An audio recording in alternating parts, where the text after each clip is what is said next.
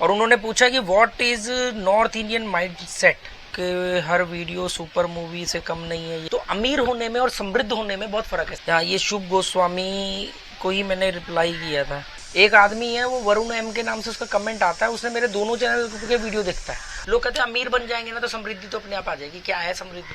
ऐसे तो फिर अमीर आदमी कभी दुखी नहीं होता। अमीरों के घर में तो कोई कलेश ही नहीं होते। जिसके पास पैसा नहीं है उसको लगता है पैसे की वजह से सब कुछ हो रहा है, और फिर वो हम जैसों के वीडियो देखते कहते हैं यार इनके पल्ले तो कुछ भी नहीं है, फिर भी ये मजे से अपनी जिंदगी जी रहे। अबे अगर ऐसा होता तो फिर मैं सारे कसिनो बंद नहीं करा देता। एक आदमी गलत नहीं मिला, ऐसा हो सकता है? ये साइकोलॉजी टर्म है कि आप जिस आईक्यू लेवल पे हो ना, आपको लगता है कि दुनिया भी उसी आईक्यू लेवल पे है।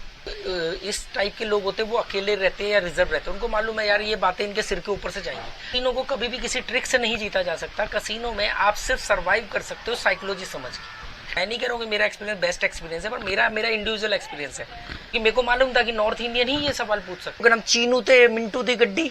अरे हिंदुस्तान के अंदर पग पग पे पानी बदलता है और पग पग पे भाषा बदलती है, और जब पानी और भाषा बदलती है तो व्यवहार भी बदलता है। होता हर जगह की जमीन एक ऊर्जा जनरेट करती है। साइकिल वाला आएगा छीन कर ले जाएगा, और अगर नकली निकला तो आके रैपट और मार के जाएगा। ये सनातन धर्म के अंदर तो सूर्यास्त के बाद में कोई शुभ काम होता ही नहीं है। एक शमशान घाट में एक कुर्सी लगा देंगे, उस पर अपने पूरे खानदान का नाम लिख देंगे। इसके घर में गाड़ी होती थी, उसको शादी के कार्ड ज्यादा आते थे। ऐसे ऐसे लोगों ने पाखंड किया मेरे साथ। मेरा बेवकूफ बना रहे हैं, मुझे दिख रहा है मेरा बेवकूफ बना रहे हैं। मैं उनकी इज्जत करने के नाम पे नहीं बोल रहा हूँ। ये बात मेरे कई अपने लोगों ने की है। कन्याकुमारी रेलवे स्टेशन पे मैं स्टेशन मास्टर से मिलने गया कि मेरी, पर जब तक आप मानोगे नहीं कि आपके घर की दीवार गंदी है तब तक आप पेंट करवाओगे नहीं उसका। मेरे देश में कोई खामी नहीं है, मेरा देश विश्व गुरु बनेगा। मेरा तो लेके झंडा घूमते रहो और 500-700 साल घूमते रहोगे, क्या फर्क पड़ना है। किसी की रिपोर्ट में यह आया था कि इस सर्वे के तहत 50% लोगों ने नौकरियों की उम्मीद छोड़ दी। आप युवाओं को जब एक उम्मीद नहीं दे पा रहे हो, उम्मीद ही वो छोड़ रहे हैं, तो क्या होगा? क्राइम बढ़ेगा। इतने लोगों ने मंदिर पे पत्थर चलाए या मस्जिद पे पत्थर चलाए, उन सबको उनका काम दे दो। और दुनिया में एक सिंपल सा प्रिंसिपल है, दुनिया में कोई भी समस्या ऐसी नहीं है जिसके साथ उसका समाधान ना हो। चलो आज की चाय की सभा बर्खास्त। ग्रोथ के लिए कंपटीशन बहुत जरूरी है, पर व्हाट अबाउट मन की शांति, सेटिस्फेक्शन और ग्रोथ और कंपटीशन, ये एक साथ आ ही नहीं सकता। ये सब अपोजिट है 180 डिग्री पे। पर एक फॉर्मूला ऐसा है जिसमें ग्रोथ करते हुए भी आप सेटिस्फेक्शन हासिल कर सकते हो। उसको बोलते हैं समवृद्धि। समृद्धि बोलते हैं ना, अमीर मत बनो, समृद्धि लेके आओ अपने अंदर। समृद्धि का मतलब होता है समवृद्धि, मतलब कि अंदर ठहराव और बाहर दौड़ रहे हो। आप बाहर आप कंपटीशन लड़ रहे हो, बिजनेस राइवल है, बिजनेस है, ग्रोथ करना है, टेंडर लगाना, ये करना, वो करना, टेंडर हासिल करना, ये सब करना, ये चल रहा है बाहर। पर अंदर आप आराम से शांत बैठे हुए, और अंदर भी एक वृद्धि चल रही है। बाहर वृद्धि चल रही है भौतिक, अंदर चल रही है मानसिक। इसको बोलते हैं समवृद्धि, समृद्धि। तो अमीर होने में और समृद्ध होने में बहुत फर्क है। समृद्ध आदमी वो होता है जिसके पास पैसा भी होता है, जिसके पास इज्जत भी होती है, जिसके पास मन की शांति भी होती है, जीवन में सरलता भी होती है, और घर के अंदर भी माहौल बड़ा कंफर्टेबल होता है। इसको बोलते हैं समृद्धि। लोग समृद्धि नहीं चाहिए। लोग कहते हैं अमीर बन जाएंगे ना तो समृद्धि तो अपने आप आ जाएगी। क्या है समृद्धि? तो क्या अमीर, हाँ, तो उनको मालूम नहीं ना, क्योंकि अमीरों के बच्चे क्या अपने माँ बाप को वृद्धाश्रम में नहीं छोड़ते? क्या हुआ था विजय पथ सिंघानिया के साथ, रेमंड के मालिक के साथ? तो ऐसे बहुत सारे केस है। ऐसे तो फिर अमीर आदमी कभी दुखी नहीं होता। अमीरों के घर में तो कोई कलेश ही नहीं होते। ये जिसके पास पैसा नहीं है उसको लगता है पैसे की वजह से सब कुछ हो रहा है। जिसके पास पैसा है उसको लगता है कि यार घर में सुख शांति नहीं है, तालमेल की कमी की वजह से हो रहा है। और फिर वो हम जैसों के वीडियो देखते कहते हैं यार इनके पल्ले तो कुछ भी नहीं है, फिर भी ये मजे से अपनी जिंदगी जी रहे हैं, और हमें और जलील कर रहे हैं। इनको देख करके हमारा लाखों करोड़ रुपया जीरो हो जाता है। अभी कितने लोग मेरे को बोलते हैं कि आप कसिनो नहीं जाते। मैं कहता हूँ भैया मेरे 3-4 महीने में मेरा मन करता है कभी चले जाता हूँ, मेरे को कुछ पैसों की जरूरत होती है निकाल लाता हूँ। अगर मैं इतना ही टैलेंटेड हूँ और नंबर, कई लोग बोलते हैं नंबर प्रिडिक्ट करो, नंबर बताओ, नंबर किसके बाद क्या आएगा। अबे अगर ऐसा होता तो फिर मैं सारे कसिनो बंद नहीं करा देता। अगेन कॉमन सेंस की प्रॉब्लम ये, वो कॉमन नहीं होता। तो ये एक बहुत अजीब बात है। जेन्युइन लोग, आप जेन्युइन तो सब जेन्युइन। मैंने कश्मीर से कन्याकुमारी साइकिल चला डाली, मुझे एक आदमी गलत नहीं मिला, एक आदमी गलत नहीं मिला। ऐसा हो सकता है? 1 लाख से ज्यादा लोगों के संपर्क में आया, बातचीत करी मैंने, तो क्या मतलब एक आदमी भी गलत नहीं मिला हुआ? पर किसी ने गाली तक नहीं दी, किसी ने बदतमीजी तक नहीं करी, किसी ने कुछ नहीं किया। क्योंकि आप जैसे हो आपको वैसी ही दुनिया दिखती है। ये साइकोलॉजी टर्म है कि आप जिस आईक्यू लेवल पे हो ना, आपको लगता है कि दुनिया भी उसी आईक्यू लेवल पे है। इसीलिए अक्लमंद होने की एक बहुत बड़ी फ्रस्ट्रेशन होती है। जो आपको लगता है कि मैं ये सोच पा रहा हूँ तो सभी ये सोच पा रहे हैं, मतलब ये गलती कैसे कर गए, पर मूर्खों की ताकत ज्यादा है, वो गलती करते हैं, फिर वो आदमी को लगता है कि यार ये ऐसा क्यों नहीं सोच पा रहा। हाँ, पर जबकि वो अपने आईक्यू लेवल के हिसाब से सोच रहा है, वो अपने हिसाब से सोच रहा है। इसलिए जो इस टाइप के लोग होते हैं वो अकेले रहते हैं या रिजर्व रहते हैं, उनको मालूम है यार ये बातें इनके सिर के ऊपर से जाएंगी। अब जो ये कह रहा है कि मुझे नंबर बताओ किसके बाद क्या आएगा, दैट्स इट, उस आदमी में इतनी अकल नहीं है तो करेगा क्या कि तू नंबर आ भी गया तो, कि तेरे को इतनी अकल नहीं है कि अगर नंबर प्रेडिक्ट करने वाला कोई बंदा होता तो कसीनो खाली नहीं करवा देता है। तो मैं ही कसीनो का मालिक बना होता। कसीनो को कभी भी किसी ट्रिक से नहीं जीता जा सकता। कसीनो में आप सिर्फ सरवाइव कर सकते हो साइकोलॉजी समझ के। तो ऐसे ही लाइफ है, क्या करें। ऐसे बहुत सारे कमेंट आए थे। अगर वीडियो लंबा हो गया होगा तो मेरे ख्याल से 2 बार में डालियो। कितना हो गया? 2 पार्ट तो बन गए। ये तीसरा चल रहा है शायद। हाँ तो 2 पार्ट में डालो, 1 पार्ट में डालो, लंबा डाल दो, पूरा 2 घंटे का वीडियो डाल दो, क्या घर की खेती है। देखो जिसके थैले फटे नहीं हुए, जिसका झोला फटा नहीं हुआ है, जिसको कुछ सीखने की चाह है, जिसको मेरे एक्सपीरियंस से अपनी चीजें सीखनी है, मैं नहीं कह रहा हूँ कि मेरा एक्सपीरियंस बेस्ट एक्सपीरियंस है, पर मेरा इंडिविजुअल एक्सपीरियंस है, तो आप वो देखेगा 2 घंटे का भी वीडियो। अब ये कसीनो पे क्या आया है, एक कमेंट ये आपके हर वीडियो सुपर मूवी से कम नहीं है, ये तो कसीनो का है। यहाँ ये शुभ गोस्वामी को ही मैंने रिप्लाई किया था। ये हाँ, मैंने इनको ये लिखा, ये जो ये मेरी कस्टम ऑफिसर की ड्यूटी लगी है गोवा में, जैनवन लोग वाला जो कमेंट आया था, मैंने कहा भाई साहब अगर आप नॉर्थ इंडिया से हो तो आपको अपना माइंडसेट चेंज करने की जरूरत है अगर गोवा में लंबे समय रहना है, क्योंकि आप नॉर्थ इंडियन माइंडसेट से यहाँ नहीं रह सकते। उन्होंने कहा हाँ मैं नॉर्थ इंडियन ही हूँ, मैं यूपी से हूँ, क्योंकि मेरे को मालूम था कि नॉर्थ इंडियन ही ये सवाल पूछ सकते, तो मेरा अंदाजा था कि 80% चांस है कि ये नॉर्थ इंडियन ही हो। और उन्होंने पूछा कि what is north Indian mindset. अब ये तो यार आप फिर तो आपने नॉर्थ इंडिया में अपना इतना टाइम वेस्ट किया कि अगर आपको नॉर्थ इंडिया का माइंडसेट नहीं मालूम। नॉर्थ इंडिया का माइंडसेट क्या होता है? एग्रेशन, हवाबाजी, ओवर कॉन्फिडेंस, जोश, राजनीति में दखल, चच्चा हमारे विधायक है, जातिवाद, अपनी जाति, अगर आप अपनी जाति को प्रमोट करना है, गाड़ियों के पीछे पापास गिफ्ट, चौधरी साहब की गाड़ी, क्या वो त्यागी, गुज्जर बॉय, जाट की ठाट, मम्मास गिफ्ट, पापास गिफ्ट, ये सब लिखना। और जो थोड़ी सी कम एग्रेशन वाली जातियां होती हैं जो बनिया कैटेगरी में आती हैं, हारेगा सहारा बाबा श्याम हमारा, बच्चों के नाम, हाँ बच्चों के नाम, चीनू थे मिंटू दी गड्डी हैं, ये लिखा होता है जो पहले ऑटो वाले लिखते थे या स्कूटर के पीछे स्टपनी पे लिखते थे, सोनू दी गड्डी। ये माइंडसेट।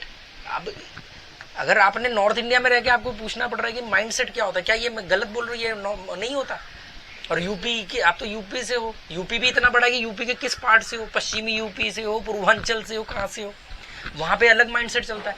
अरे हिंदुस्तान के अंदर पग पग पे पानी बदलता है और पग पग पे भाषा बदलती है, और जब पानी और भाषा बदलती है तो व्यवहार भी बदलता है। हर 10 कदम पे लोगों का व्यवहार बदलता है। गडिंगलज में मेरे को लोगों ने पलकों पे बिठाया जब मैं कश्मीर टू कन्याकुमारी साइकिल से जा रहा था, और उससे 30 किलोमीटर आगे जैसे ही मैं सावंतवाड़ी में आया, कोई आदमी पूछने को तैयार नहीं, मैं जिससे पूछूं वो रूखा जवाब दे। सोचो आपको 1-2 घंटे पहले तो आपको राजाओं की तरह विदाई दी जा रही है, 50 लोग छोड़ने आ रहे हैं, और 30 किलोमीटर आपको कोई पूछ नहीं रहा। तो ये एक अपना तजुर्बा होता है। तो ऐसे ये चीजें हैं। तो नॉर्थ इंडियन एक माइंड, साउथ इंडियन थोड़ा सा अपोजिट होता है। ऐसा नहीं कि साउथ इंडियन में, साउथ इंडिया में या गोवा से जैसे नीचे वाले इलाके हैं, हर जगह का एक अलग अलग कल्चर होता है, एक अलग अलग सोच का प्रोसेस होता है। हर जगह की जमीन एक ऊर्जा जनरेट करती है, वहां की जलवायु के हिसाब से भी लोगों के माइंडसेट होते हैं, और माइंडसेट को समझना बहुत जरूरी है। यही तो एक्सपीरियंस है। आपको हर जगह के माइंडसेट को ऑब्जर्व करना है, पर अगर आप अपने ही माइंडसेट को नहीं ऑब्जर्व कर पा रहे, मेरे से पूछो ना किस जगह का माइंडसेट क्या होता है, तोते की तरह बोल दूंगा। आप जिद में आके बोल दोगे गलत बोल रहा है, पर आप खारिज नहीं कर सकते उस बात को। साउथ इंडिया में दिखावा कम होता है, यहाँ पे लोग महंगे कपड़े, हवाबाजी, यहाँ पे लोगों को गोल्ड बहुत प्यारा होता है, सोना पहनने में बहुत बिलीव करते हैं क्योंकि ये सेफ भी है। दिल्ली में सोना पहन के दिखा दो, यूपी में सोना पहन के दिखा दो, अभी मोटरसाइकिल वाला आएगा छीन कर ले जाएगा, और अगर नकली निकला तो आके रैपट और मार के जाएगा। वैशाली में हुआ ना कि अगर नकली पहन के घूम रहे हो तो थप्पड़ और मार के जाएंगे। हमारी मेहनत खराब कर दी। तो यहाँ पर चीजें सेफ हैं, यहाँ पे लोग गोल्ड बहुत पहनते हैं। साउथ इंडिया में शादियों में गोल्ड का बहुत कल्चर है, वहाँ की शादियों में हो हुल्लड़ शराब डांस वगैरह होता है। साउथ इंडिया की शादी देख लो, इतनी पारंपरिक शादियाँ होती हैं, कोई शोर शराबा नहीं, कोई कुछ नहीं, कोई हो हुल्लड़ नहीं, बाद में रिसेप्शन कर लो वो ठीक है। यहाँ देखा नहीं रिवर बैंक में शादियाँ होती कैसे होती हैं। जो गोवंस हैं वो ट्रेडिशनल, उनका एक अपना अलग तरीका है, महंगे कपड़े, महंगे जूते, महंगी हवाबाजियाँ, और वो गाड़ियों पे अपनी कास्ट लिखना। कभी देखा यहाँ पे किसी गाड़ी पे कोई कास्ट लिखे हुए किसी को? अरे गाड़ियों के शीशे पे कुछ नहीं लिखा होता, कुछ नहीं लिखा होता। ये भी तो लिख सकते हैं गोवंस lifestyle, Goa is on, Goa is king, कुछ भी लिख सकते हैं। नहीं लिखते, नहीं है शौक इन लोगों को। यहाँ पे शादियाँ भी दिन में करते हैं क्योंकि उनको पता रात में वही नहीं, अपना अपना शादियां बनी ही दिन के लिए है, तो तारों की बारात और तारों की छाव में, तो जिनको वो उस समय जब वो पंगे चल रहे थे मुगल टाइम पे, तब वो किया गया था रात का। तो नहीं तो ये सनातन धर्म के अंदर तो सूर्यास्त के बाद में कोई शुभ काम होता ही नहीं है। सही बात है, पूजा हवन करते हैं शादी में। हाँ, वो कभी भी सूर्यास्त के बाद में कोई शुभ काम वर्जित है हमारे यहाँ, पर फिर भी करते हैं। उसका कारण कुछ और था, अब लोगों ने उसको ट्रेंड बना लिया, क्योंकि पता है आप तो नौकरी करके आएंगे शाम को, दिन में करेंगे तो लोग छुट्टी नहीं करेंगे, छुट्टी नहीं करेंगे तो खाने का बिल उतना ही बनेगा, सगन कम आएगा, हवाबाजी नहीं हो पाएगी, तो रात को करो। उसमें भी संडे के दिन चुनते हैं, संडे के दिन क्यों बैंकेट हॉल के रेट ज़्यादा होते हैं।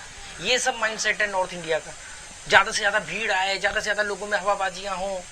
एक कितनी गाड़ियाँ आई। हाँ, अबे एक शमशान घाट में एक कुर्सी लगा देंगे, उस पर अपने पूरे खानदान का नाम लिख देंगे। अरे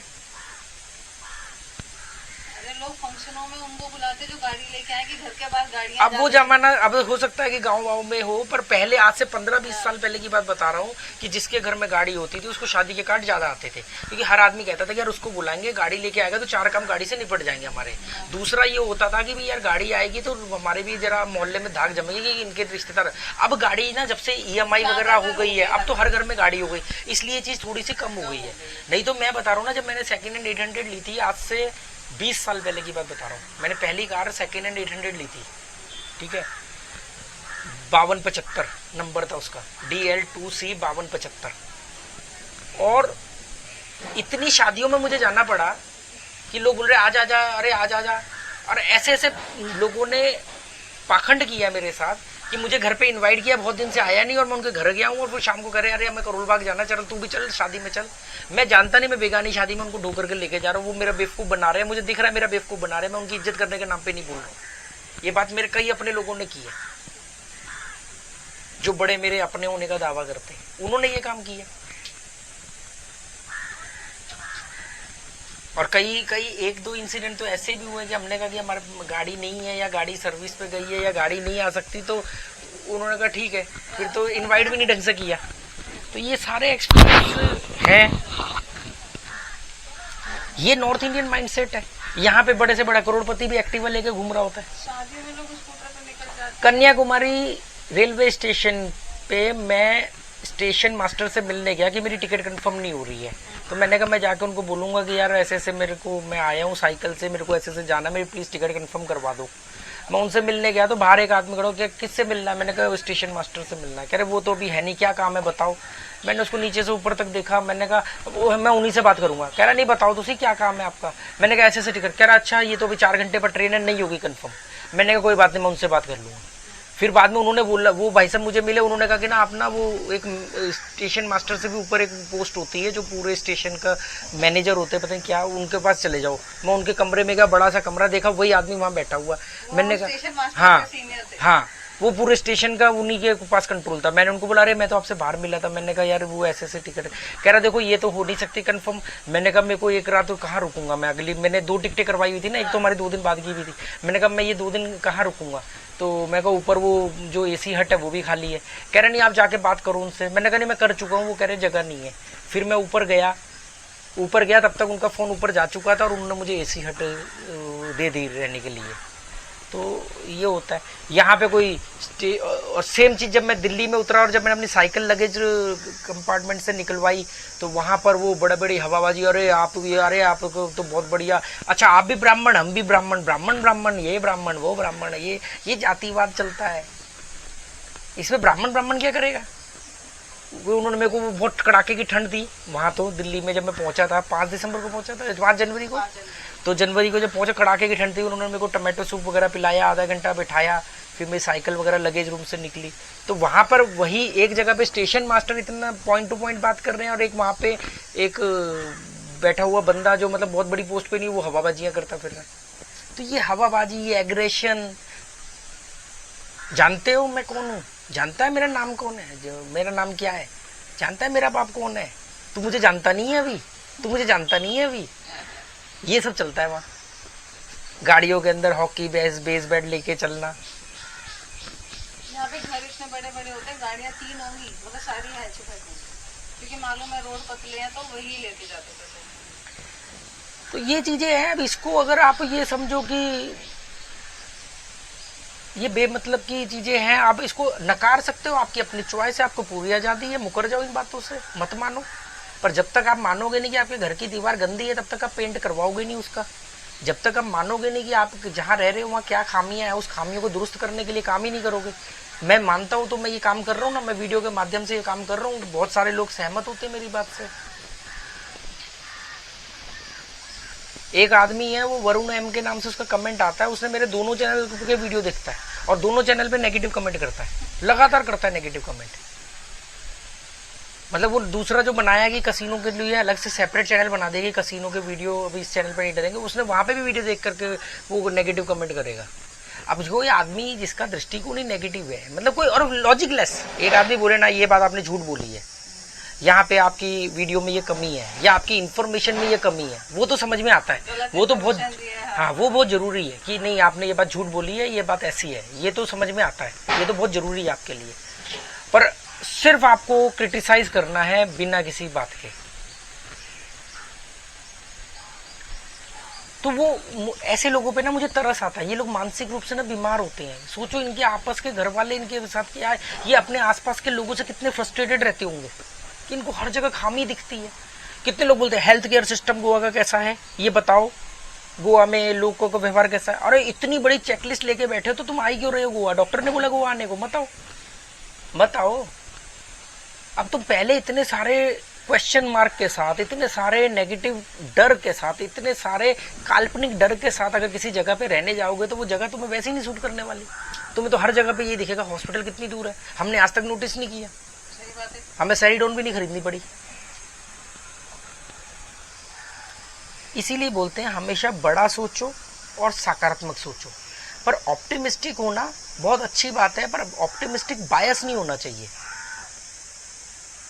मेरा देश अच्छा है, ऑप्टिमिस्टिक है।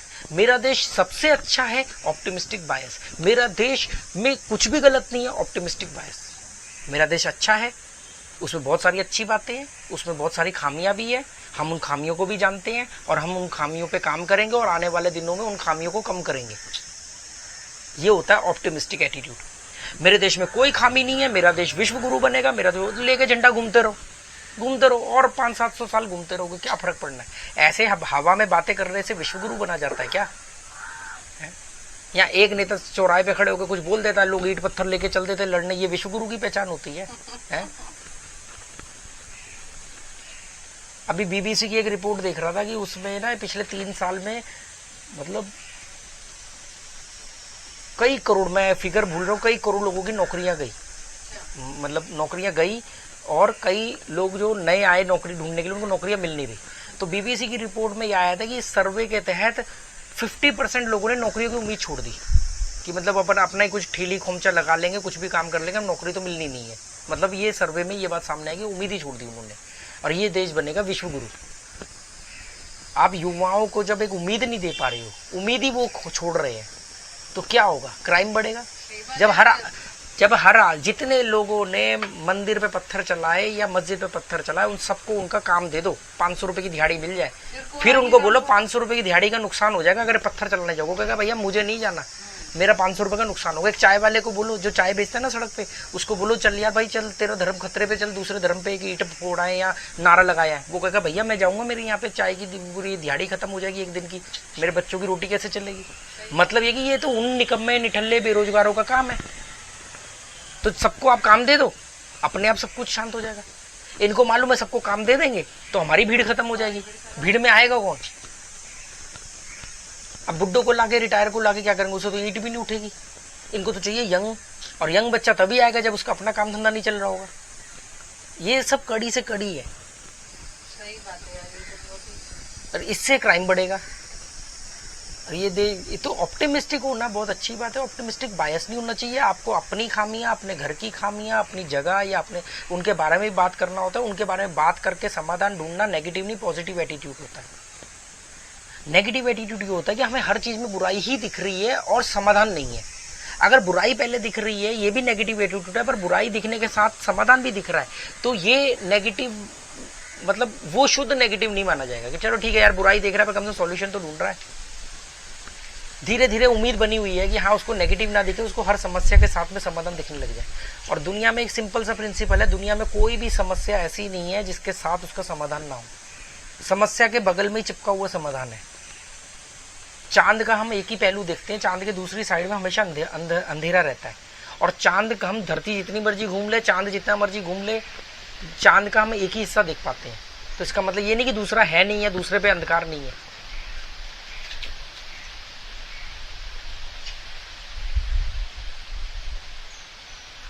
तो जब आपके अंदर अकल ही नहीं है तो क्या करोगे? 86 अरब न्यूरॉन्स है हमारे दिमाग में।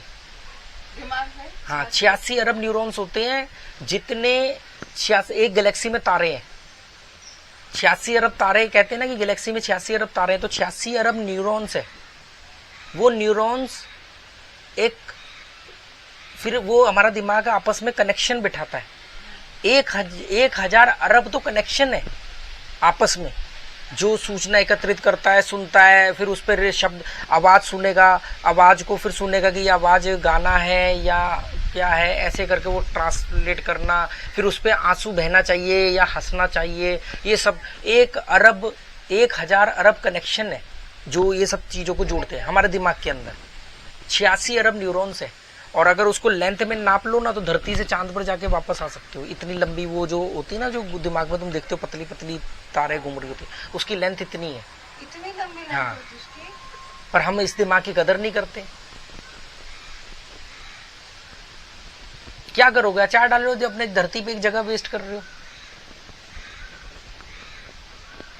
एक मूर्ख के दिमाग में भी 86 अरब न्यूरॉन्स है और एक अक्लमंद के दिमाग में भी 86 अरब न्यूरॉन्स है।